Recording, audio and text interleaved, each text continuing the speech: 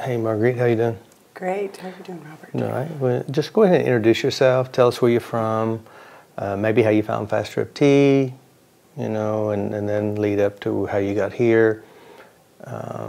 Anything that sticks out that this experience has done for you. Okay. I'm Marguerite Bonnet. I live in Orange County, California. Grew up in Memphis, Tennessee. And I found you about 2000. Actually, I looked it up recently. It was 2009. I'd been watching you for a little while, but I actually decided to call you and have a phone session. It was even before Skype. And That's true. I had two memories that I knew were running my life. And there were two that I really knew well. I had been practicing them for a long time. I had made them so huge. They were just, it made me afraid of everything and everyone. I thought the world was a scary place and all the people are not nice. And it affected everything I did, absolutely everything. So, and that was a 1 hour session. It wasn't even two. It was a 1 hour telephone session.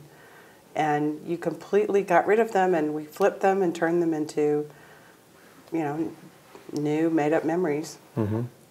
And now those new made-up memories are more real than the original old ones. And that just fascinated me. So finally, I guess in 2011, I started with the training and did level 1, 2, and 3 pretty quick. And I've been doing it with clients ever since. And it's just so great. I mean, it's great being able to help others, but also it's changed my life. I'm a different person than I was. Mm-hmm. Yeah. And for Habilitat, I'm so grateful to have had this experience, to come here and do this. I have to say, it's one of the most challenging things I've ever done. I mean, it's challenging on every level. Physically, it's just not an easy place to be for 2 weeks. Mentally, you've got to be on the top of your game. You've got to really be in there knowing what you're doing. And emotionally, you're dealing with other people's emotions, and it's big stuff. And then it's a great place to get triggered. Mm-hmm. So I had a lot of stuff come up. And luckily, I had practitioners there to help me, and I helped other practitioners. And so that was great. But it's also just really, really rewarding to be here. I came because I wanted the skill.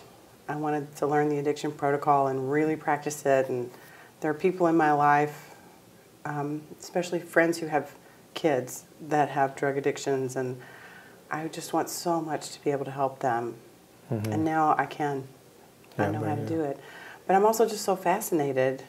I mean, I don't know how you figured all this out. You figured out how the brain works. And I've always been a sort of a compassionate person, and but feeling sorry for someone just doesn't do anything for them.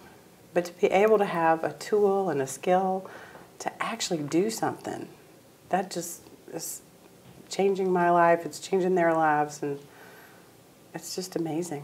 Yeah, very good. I'm really grateful. So you worked with many people. I did. How many hours do you think you put in? You put like 50-something hours in? I worked with 23 people, and most of those were 2 hours. Mm-hmm. I went over a couple times, and there was one slightly under, but it was generally about 2 hours. Yeah. And did any of their stories touch you, and could you share one with us? Oh, gosh, all of them.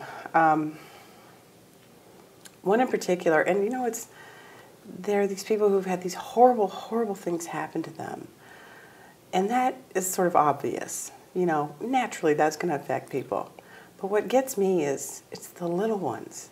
Like this one man, he was in elementary school, and he had he was pretty good at baseball.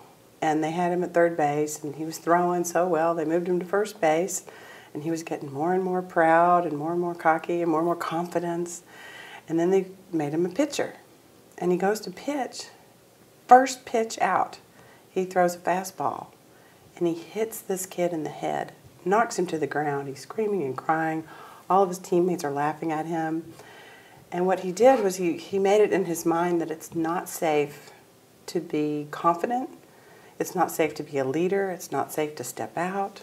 And so he spent his entire life just standing back in the corner, pushing back, and not being this man that he knows he really is. Because he's a natural leader. I mean, you can just look at him and think he's a leader. He looks like a movie star. And we flipped it. And it no longer bothers him.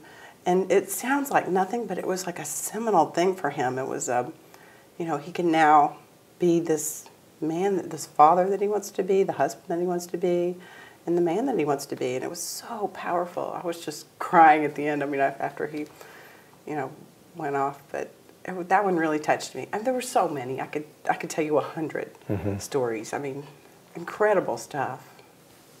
A lot of people's, a lot of people have those little experiences. Even you, I remember one memory that we addressed, and it hindered your ability to speak up. It hindered your ability to express yourself. And it's just that one memory, one memory. So everybody has that one memory that they build their whole existence from. And if we can go in and we can change the one memory, change it. That one is so funny because, I was bullied in 8th grade, and we changed that, and so I have a new memory of me. You were so funny. You said, where's the place you felt safe? And I had turned our basement into an art studio, so I'm down there making this up. I'm standing on the old sofa down there, and all those kids that I thought hated me, sitting on the floor looking at me, were laughing and smiling, and I'm telling jokes or whatever. I literally, this is so interesting because memories are generative. They create your life. People don't know that. I literally woke up 2 weeks after making up that new memory and said, gee, I'd like to be a public speaker. I mean, that never would have occurred to me. That would have been the scariest place on earth. You want me to get on stage by myself and talk to strangers? I mean, that would have been a horror for me. But now, you can't get me off the stage. I love it. I love giving talks. I'm in Toastmasters. It's my new hobby. And it all started with changing one memory? One memory. Yeah. That's just crazy. It's so cool. So powerful. Very amazing. And the amazing thing is we can do it. Yeah. Before we couldn't. I know. You couldn't. So it's... Well, it was always people who, if you changed a memory, you were in denial, or you were, being a phony or whatever. You got to face no, change it. Yeah. No struggle. So cool. No struggle. Good job. So good experience for you? It was amazing. Very amazing. Good. I can't say enough about it. Yeah, I'm tired. I'll give you that. It's been a long week. It's been a long 2 weeks. I mean, we start at 9 and end at sometimes 12. 9 to 9 is the schedule, but I don't go to bed till after 12. Yeah, but it's been incredible. Yeah. I'm so grateful. Thank you for Very good. having me on the team. Well, thank you. I appreciate you. Thanks a lot. Good job.